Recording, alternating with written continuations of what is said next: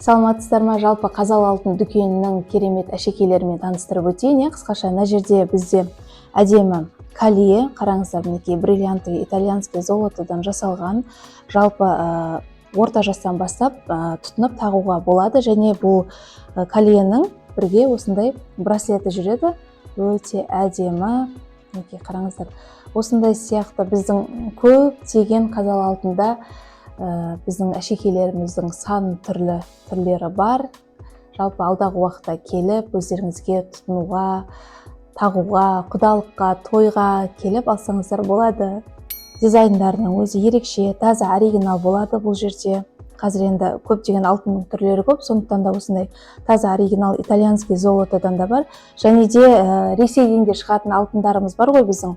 Сондықтан да осындай Ярко деген заводпен әртүрлі мінекей ресейлік алтындар осы соңғы үлгідегі, өздеріңіз білесіздер, қазір трендте жүріп жатқан. Бағалары ондай қымбат емес, қолжетімді, бір 250-200 шамасында. Жалпы кім қандай бағада алғысы келеді, біздің дүкенімізде барлық выбор бар.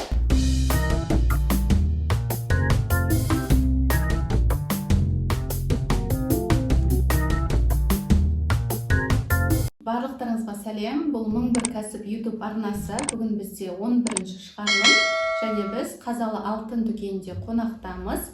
Бүгінгі кейіпкер Қазалы алтын дүкенінің негізін қалаған Айжан ханым. Қош келдіңіз. Саламатсыздар ма? Қош көрдік. Енді Айжан ханым, бізде канал кәсіпкерлікке байланысты болғаннан кейін бізде алғашқы сұрақ, кәсіп дегенді қалай түсінесіз? Кәсіп дегенді енді аты өзі айтып тұрғандай, кәсіп іс, әр адамның өзінің кәсібі, соны дамытуы деп түсінемін негізінде. Жалпы енді өзіңіз туралы айтып өтсеңіз, осы Айжан деген кім, отбасыңыз туралы, мамандық туралы?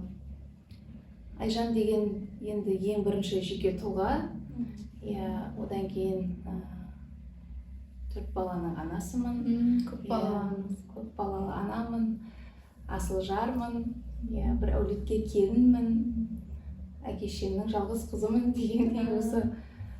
Солай жалпы. Қандай мамандық оқыдыңыз? Жалпы мен бұрын қайда жұмыс жасадыңыз осы кезге дейін? Негізі мен институтқа түстім, мектеп бітіргеннен кейін Ақтөбе педагогикалық, өздеріңіз білетініз, сода биология пәнін тамамдап бітірдім, 5 жыл оқып. Одан кейін бірақ жұмыс істеген жоқпын, осы салаға түстім ғой. Саудадасыз? Саудадамын. Оқыдым, бірақ жұмыс жасалған жоқ. Қанша жыл болды сонда саудада жүрген? Жалпы саудада толықтай қазір есептемеппін де даже. Бір 17-18 жылдай болып қалған шығар. Ал алтында қай уақытта бастадыңыз? Алтында бастағаныма 12 жылдай болып қалды ғой. Біраз жылдай өтіпті. Біраз. Жалпы енді осы Қазал алтын туралы айтып өтсеңіз, қашан ашылды, қандай ассортименттер бар, толық осы сала туралы? Қазал алтын жалпы осы ресми түрде Қазалы алтын дүкені 2020 жылы ашылды, 4 жыл болды, енді келер жылы 5 жыл болады. Негізі ал былай Инстаграм парақшасы бар ғой, сол Инстаграм парақшасында бізде 8 жыл бұрын осы Қазалы алтын деген аккаунтпен бастап жұмыс жасап, солай дамытқанбыз, бірақ ресми түрде 2024-те ашылды. Жалпы алтындар қайдан келеді, қандай түрлері бар?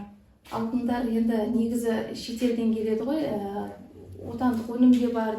Көбінде енді біз сол жаңағы Россиядан, Ресейден, жаңағы Турциядан да келетін алтындар бар, Италиядан да келетін алтындар бар. Сол алтындарды біз араластырып отырып, өстіп халыққа ұсынамыз. Жүзіктер де бар. Жүзіктер, браслет, бриллианттар, жалпы сапа жөніне бірінші мән берем. Енді халықта өздері бағасын беріп жатыр. Әр алтынды алған кезде сапасына, оның дизайнына, оның әдемілігіне қарап әкелем негізінде.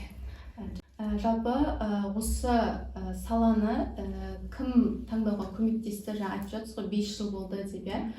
Болмаса не қызықтырды осы салада? Енді нақты бір адам көмектесті деп айта алмаймын. Өзімнің еңбегім, өзімнің ең бірінші қызығушылығым. Осындай алтын әшекейлерді алып жүрдім, қарап жүрдім, қызығады ғой. Енді барлық әйел адам негізі қызығатын дүние ғой. Сондықтан да солай алып бір не қылып осыны сатып қалай көрсек қалай болады. Жалпы солай қызығушылығым солай басталды негізінде. иә. Келесі сұрақ, мемлекеттік жұмыс пен жеке кәсіптің айырмашылығы қандай сіздің көзқарасыңызда? Енді мемлекеттік жұмысты әрине мен жасап көрген жоқпын, дегенмен де мемлекеттік жұмыста мемлекет тарапынан көбінде басқару жаңағы жауапкершілік мемлекет жағында болады да, негізі үкіметке байланысты. Ал бұл жеке кәсіпте, мысалы мен өзіме қатысты айтатын болсам, өзің барлығына ие болуың керек, өзің соны үлгертуің керек. Енді жеке екеуінің айырмашылығы жауапкершілік, яғни өзіңде, мемлекеттің қарамағында болса, бұл жеке өзіңе ғана қатысты нәрсе болғаннан кейін тапсырманы ғана орындап отырады.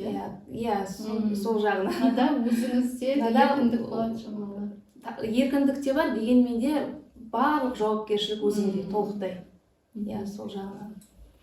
Осы жұмысты бастаған кезде қандай қиындықтары болды, немесе бір жақсы жақтары болды ма, білгеніңіз болады, мысалы, қандай артықшылығы бар?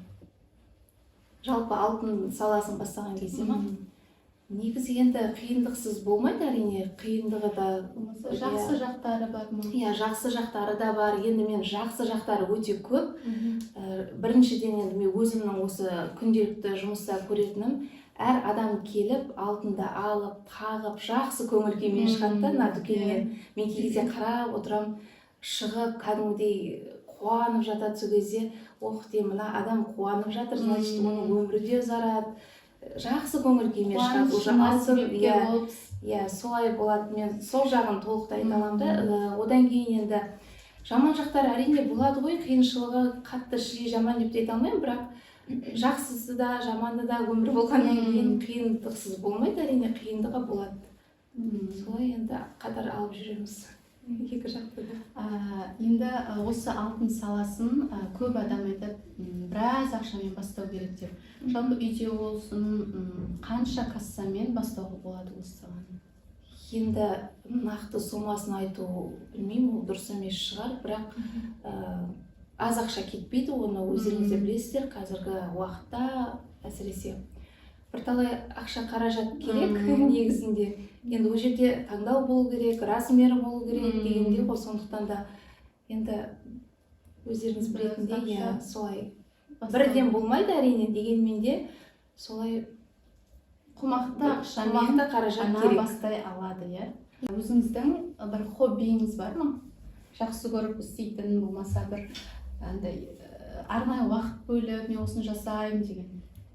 Негізі хобби дейсіз ба? Жалпы менде уақыт жоқ біріншіден. Ал негізі осы кезімде музыка тыңдаған жақсы көремін. Негізінде музыка тыңдап, бұрындары бір нәрселерді жасап, бір қолдан сондай дүниелерді не қылатын. Қазір мүлде бізде уақыт жоқ, осы жұмыс, үй, бала, тіршілік. Сонымен солай қазір уақытта. Енді қазір подкасттар, түрлі арналар шығып жатыр, иә. Болмаса кітаптардың да қазір сан түрлері бар. Жалпы бір сүйікті кітабыңыз немесе подкастыңыз бар ма? Болмаса бір тұлға, мен осыны көремін, тыңдаймын деген.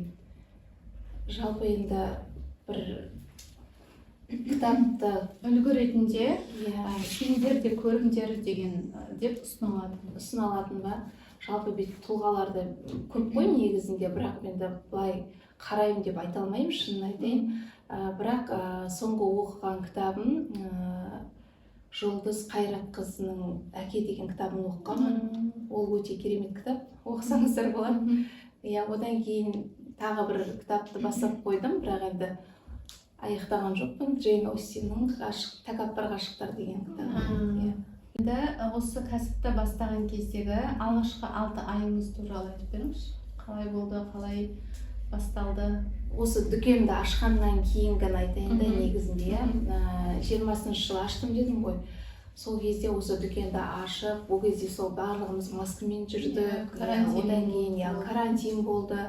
Одан кейін сол дүкенді жауып тастадық. Сол 6 айда біз енді кішкене қиынырақ болды әрине. Енді бастап шығып келе жатқан дүкенді жауып тастау барлығы бірақ ол қиындықтан да шықтық, қазір барлығы жақсы.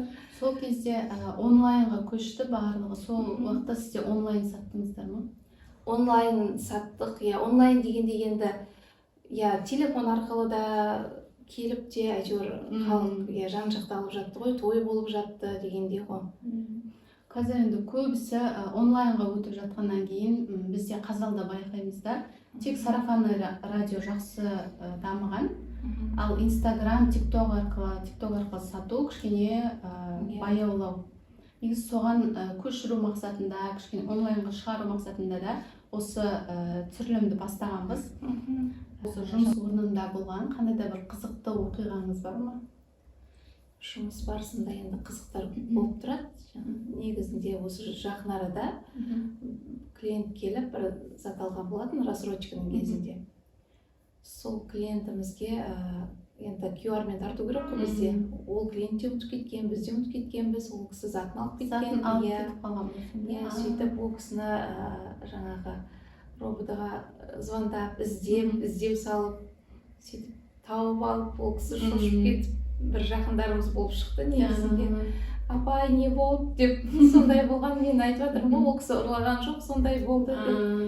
Сөйтіп жасаған қызықтарымыз болып тұрады. Құнды зат болғаннан кейін кішкене көп қауіпті былайынша? Өте қауіпті.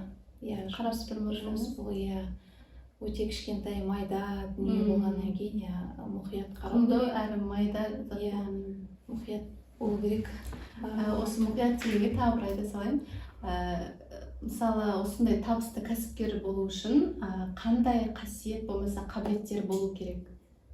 Табысты кәсіпкер болу үшін енді ең біріншіден еңбек керек. Мықты еңбекті талап етеді. Одан кейін сол өзіңнің икемің болу керек сол саудаға. Одан кейін тіл табысуың керек халықпен. Ең бірінші, сол ауден бірінші тіл табысып, сол халықты өзіңе жинап, сол кезде маркетингтік қабілетте осы тіл табысу арқылы пайда. Әрине барлығы бір-біріне енді байланысып жатқаннан кейін осы қабілеттердің барлығы керек негізінде.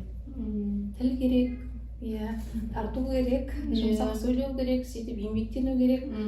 Қазіргі уақытта кәсіпкерлікпенен әлеуметтік желінің қандай байланысы бар, қандай маңызы бар? Жалпы Инстаграммен жұмыс істеу. Инстаграм бар, тикток, ютубқа да салады.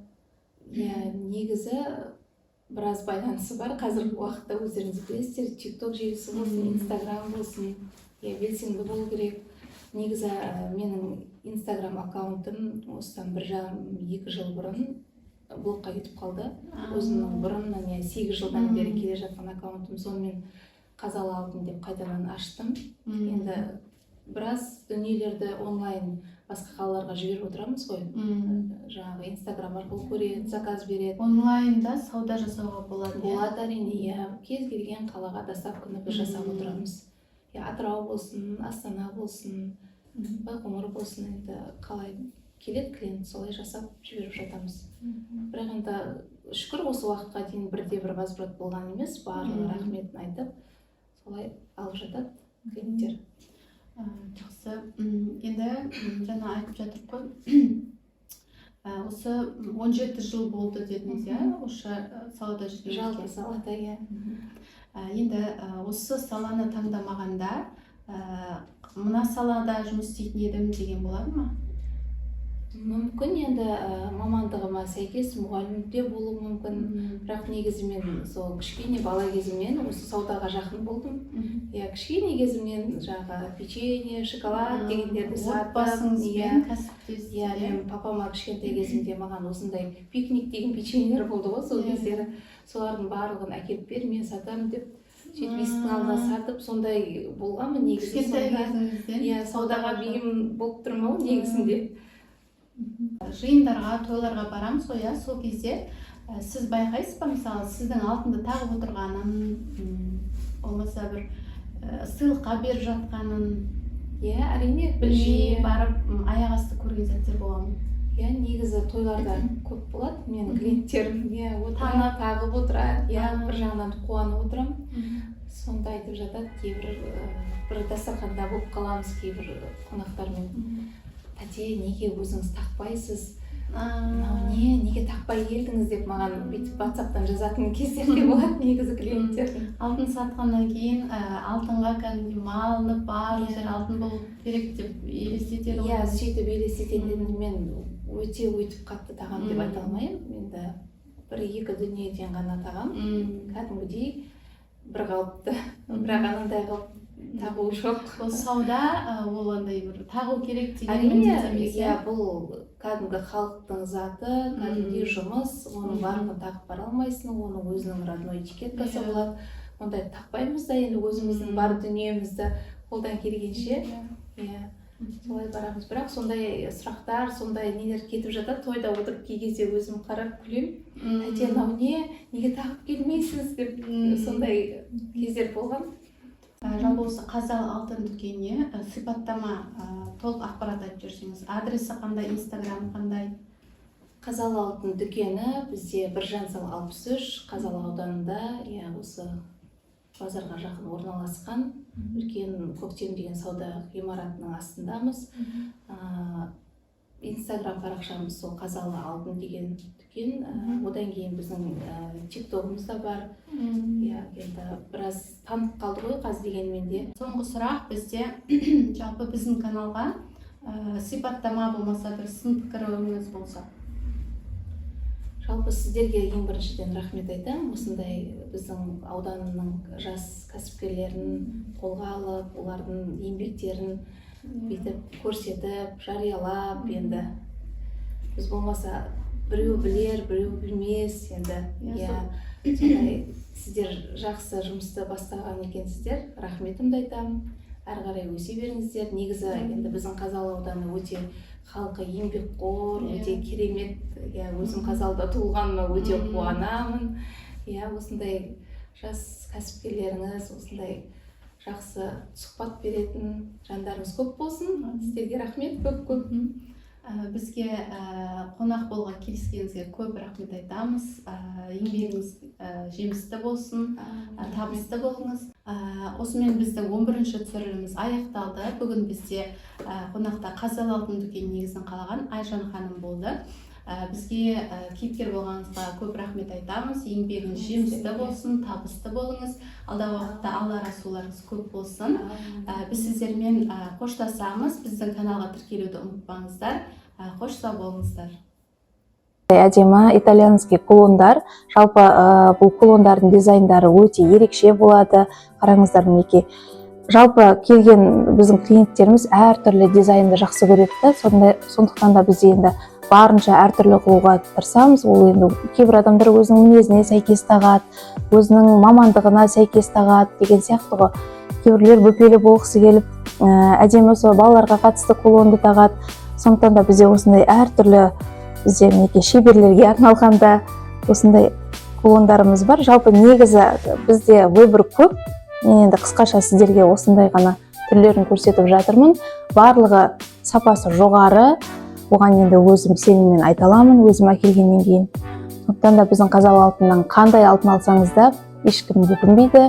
Барлығы рахатына тағады. Біріншіден енді алтын деген өзі киім сияқты емес. Киім болса мысалы бір 4 жыл, 5 жылда тозады ғой. Алтын адаммен бірге өмір сүретін дүние болғаннан кейін ең біріншіден сапаға мән беру керек.